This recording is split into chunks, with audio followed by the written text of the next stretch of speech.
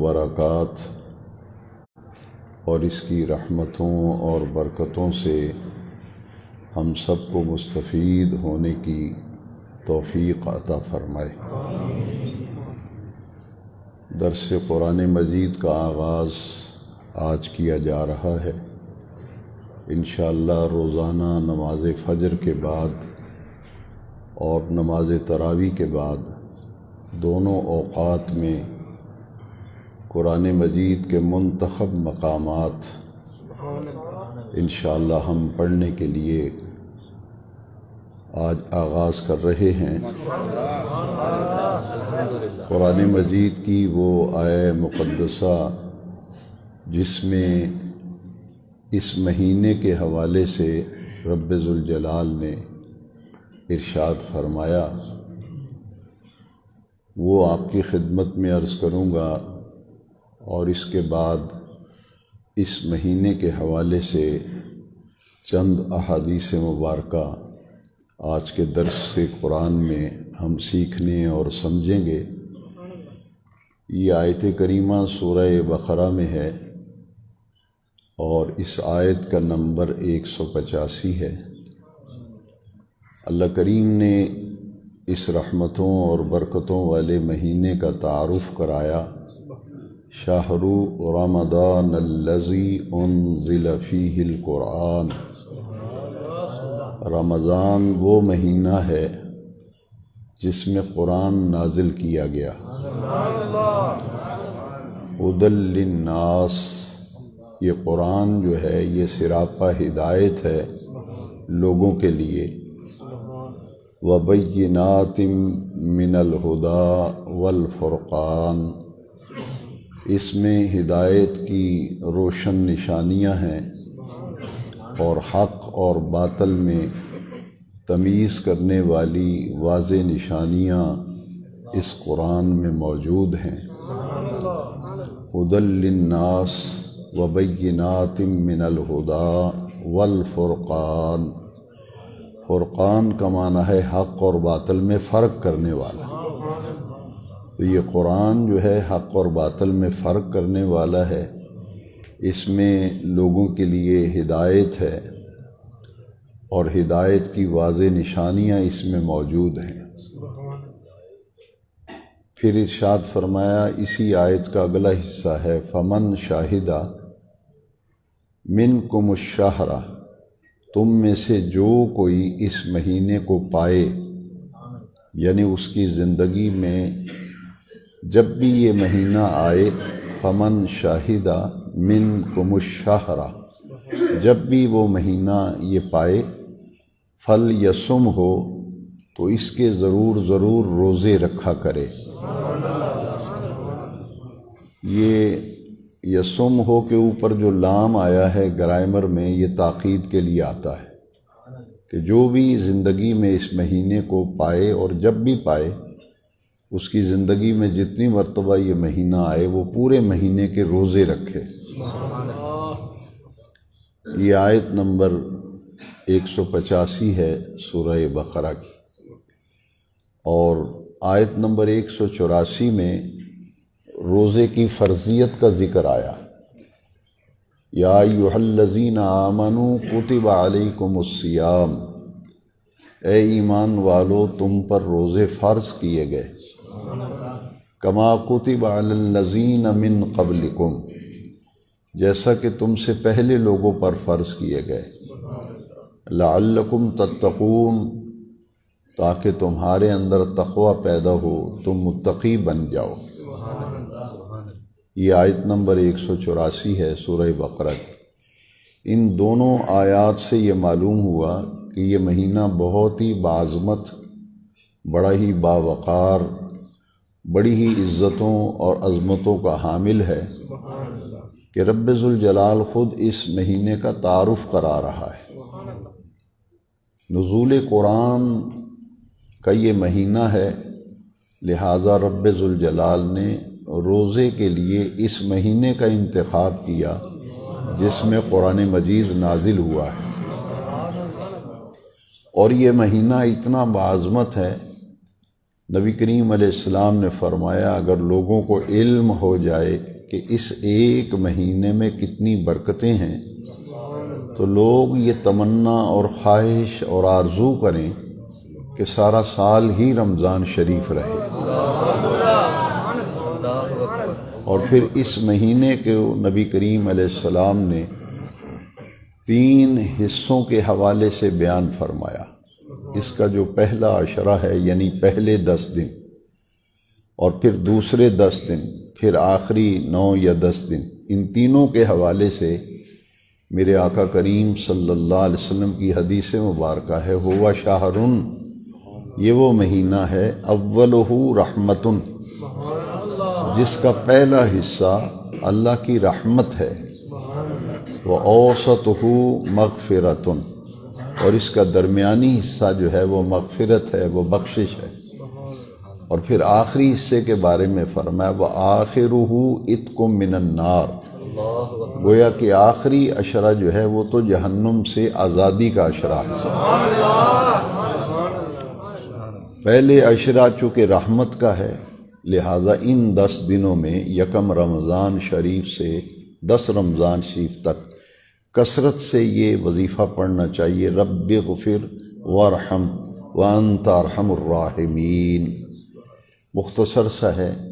چونکہ یہ رحمت کا عشرہ ہے لہٰذا اس عشرے کا خاص وظیفہ جو ہے وہ یہ ہے، اور دوسرا عشرہ چونکہ مغفرت کا ہے، بخشش کا ہے، لہٰذا ان دنوں میں اللہ کریم کی بارگاہ سے مغفرت اور بخشش طلب کرنی چاہیے، اور دوسرے عشرے کا وظیفہ جو ہے خاص وظیفہ وہ ہے استغفر اللہ ربی من کل ذنب واتوب الیہ، اور آخری عشرہ جو ہے وہ چونکہ جہنم سے آزادی کا عشرہ ہے، اس لیے اللہم اجرنا من النار، یہ آخری عشرے کا وظیفہ ہے۔ اللہ کریم توفیق دے تو ہمیں ان وظائف کا ورد کرتے رہنا چاہیے۔ ایک حدیث شریف جس میں اس مہینے کی 3 خصوصیات کا ذکر کیا گیا ہے، 3 خاص باتیں ہیں اس مہینے میں، اور 3 فائدے ہیں اس مہینے کے، وہ ذرا غور سے سن لیجئے کہ حضور نے فرمایا جب رمضان شریف کا مہینہ شروع ہوتا ہے، اذا داخل رمضان، جب رمضان شریف کا مہینہ شروع ہوتا ہے، اس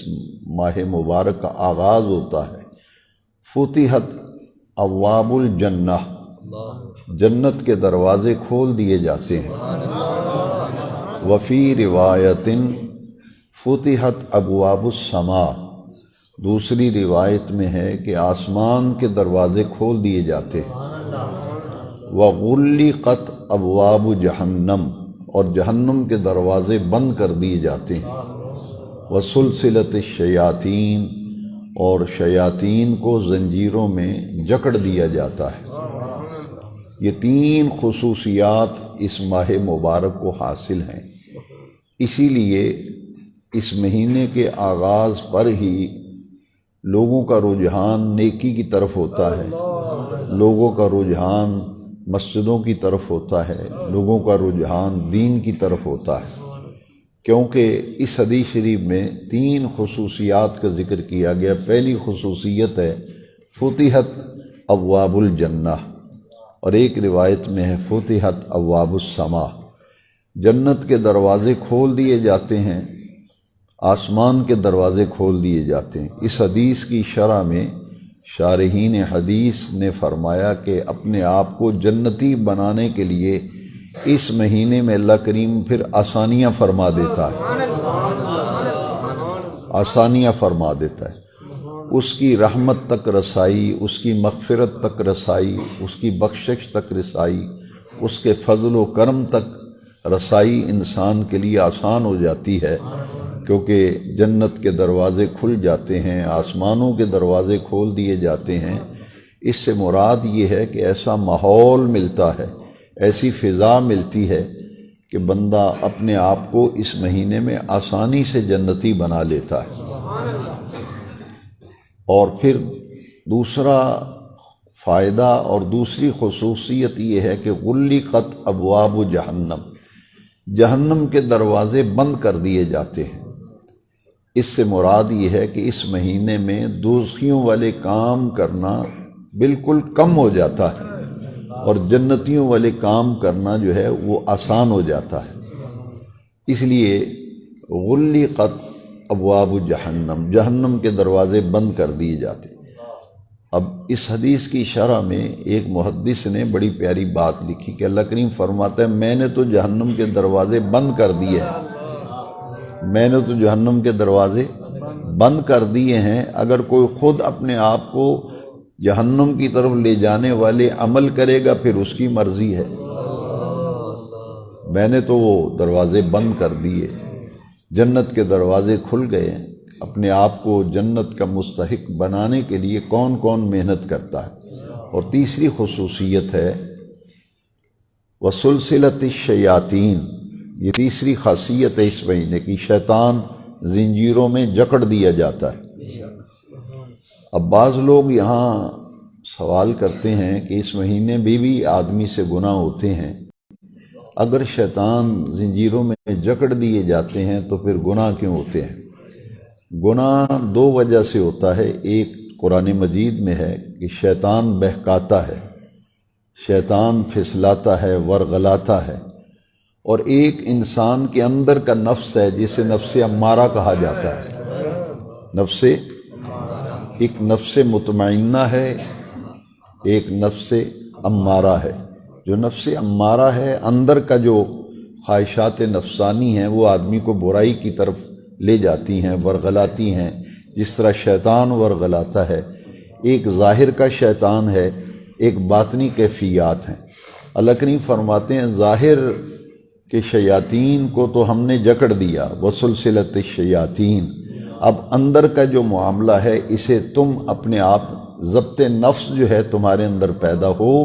تو تم اس مہینے میں ان تمام چیزوں سے بچ سکتے ہو جو جہنم کی طرف لے جانے والی ہیں۔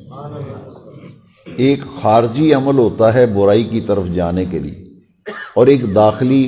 عمل ہوتا ہے۔ خارجی عوامل میں شیاطین ہیں، وہ اکساتے ہیں، جیسا کہ قرآن مجید کی آخری سورہ جو ہے سورہ الناس، اس میں آخری آیات میں دیکھ لیجیے الذی یوسوس فی صدور الناس من الجنۃ والناس۔ کچھ جن ایسے ہیں شیاطین جو لوگوں کے دلوں میں وسوسے ڈالتے ہیں، اور کچھ لوگ ہیں جو لوگوں کے دلوں میں وسوسے ڈالتے ہیں۔ لہٰذا اس مہینے میں آسانیاں پیدا ہو جاتی ہیں اور بہت کم مواقع، گناہ کے مواقع، جہنمی بننے والے اعمال کے مواقع کم ہو جاتے ہیں، کیونکہ جنت کے دروازے کھول دیے جاتے ہیں، جہنم کے دروازے بند ہو جاتے ہیں، شیطان کو جو ہے ان کو زنجیروں میں جکڑ دیا جاتا ہے۔ اور حضور نبی کریم صلی اللہ علیہ وسلم نے فرمایا کہ اس مہینے میں اگر کوئی آدمی نفلی نیکی کرتا ہے تو اس کو پورے فرض کا ثواب ملتا ہے، اور اگر ایک فرض ادا کرے گا تو اس کو 70 فرضوں کا ثواب ملے گا۔ تو یہ مہینہ نیکیوں کا موسم بہار ہے، اور اس میں حسنات و برکات بہت حد تک بڑھ جاتی ہیں۔ ایک حدیث پر میں آج کا درس مکمل کر رہا ہوں کہ یہ نزول قرآن کا مہینہ ہے۔ اس مہینے میں ہمیں چاہیے کہ ہماری کوئی نماز بھی تکبیر اولیٰ کے بغیر نہ ہو، یہ پوری کوشش کیجیے۔ اپنی زندگی کو اگر آپ باوقار بنانا چاہتے ہیں اور اپنی زندگی کو آپ صاف ستھرا اور پاکیزہ بنانا چاہتے ہیں تو پھر اس کے لیے اس مہینے سے بہتر آپ کو زندگی میں کبھی موقع نہیں ملے گا۔ جو آدمی چاہتا ہے کہ میری زندگی پاکیزہ ہو جائے، میرا ماحول اچھا ہو جائے، مجھے سکون قلب ملے، میں دکھوں مصیبتوں پریشانیوں سے بچ جاؤں، تو اس کے لیے رجوع اللہ کے لیے اس مہینے سے بہتر آپ کو فضا نہیں ملے گی۔ یقین رکھیے کہ سکون کی دولت تو صرف اللہ کے ذکر میں ہے۔ الا بذکر اللہ تطمئن القلوب، دل کا چین اور دل کا قرار جو ہے وہ تو اللہ کے ذکر میں ہے، اور اللہ کے ذکر کی افضل ترین صورت جو ہے وہ 5 وقتہ نماز ہے۔ لہٰذا اس مہینے سے فائدہ اٹھانے کے لیے ایک تو ہم سب کو یہ کام کرنا چاہیے کوئی مجبوری کو عذر ہو وہ الگ معاملہ ہے، لیکن جان بوجھ کر کوئی نماز ہماری ضائع نہیں ہونی چاہیے۔ کوئی نماز رمضان شریف میں نہ قضا ہونی چاہیے نہ ضائع ہونی چاہیے، اور اللہ کریم توفیق دے تو آج سے میں اور آپ عزم کر لیں، ارادہ کر لیں کہ ہم نے جماعت کے ساتھ تکبیر اولیٰ میں شامل ہونا ہے۔ ایک مہینہ آپ یہ کام کر کے دیکھ لیں، آپ کی زندگی بڑی خوبصورت بن جائے گی، آپ کی زندگی بڑی پاکیزہ بن جائے گی، آپ کی طبیعت میں سکون کی اور طمانینت کی دولت اور نعمت جو ہے وہ حاصل ہو جائے گی۔ ایک تو نمازوں کی پابندی ہے کہ اس کے بغیر تو گزارا ہی نہیں، سب سے بڑا فرض اور ذمہ داری نماز ہے۔ جس پر میں درس ختم کر رہا ہوں وہ یہ حدیث شریف ہے کہ چونکہ ابھی قرآن کی آیت آپ نے سنی، شہر رمضان الذی انزل فیہ القرآن، یہ قرآن اس مہینے میں نازل ہوا ہے نا، تو حدیث شریف میں ہے کہ جبریل امین حضور کی خدمت میں بارگاہ میں اس مہینے میں آتے تھے، حضور انہیں قرآن مجید سناتے تھے، تو حضور سے سن کر پھر جبریل حضور کو قرآن سناتا تھا۔ اسے کہتے ہیں قرآن مجید کا دور کرنا، قرآن مجید کا کیسی پیاری حدیث شریف ہے۔ آپ تراویح میں جو حافظ صاحب منزل سناتے ہیں، دن کو کبھی ان کو دیکھیں نا تو کسی حافظ کو پوری منزل سناتے ہیں وہ سوا پارہ، پھر اس حافظ سے سوا پارہ سنتے ہیں، اس سے منزل جو ہے وہ پختہ ہوتی ہے، منزل پختہ ہوتی ہے، اور جو اس میں مشابہ وغیرہ آتے ہیں ان کی طرف توجہ ہو جاتی ہے۔ تو کتنی پیاری حدیث ہے کہ جبریل امین تشریف لاتے تھے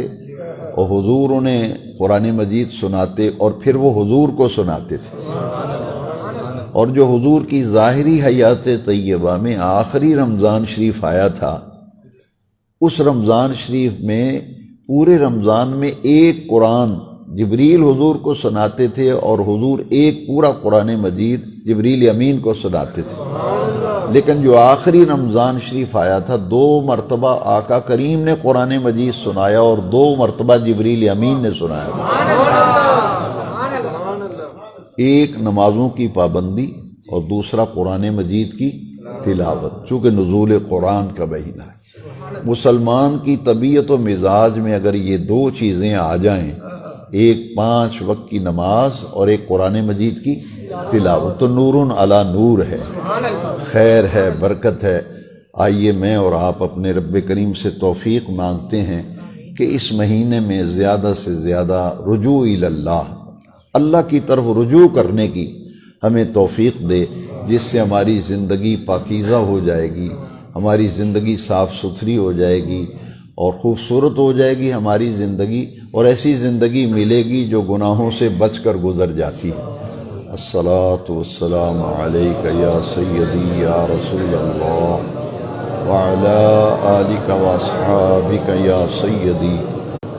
الحمد للہ رب العالمین۔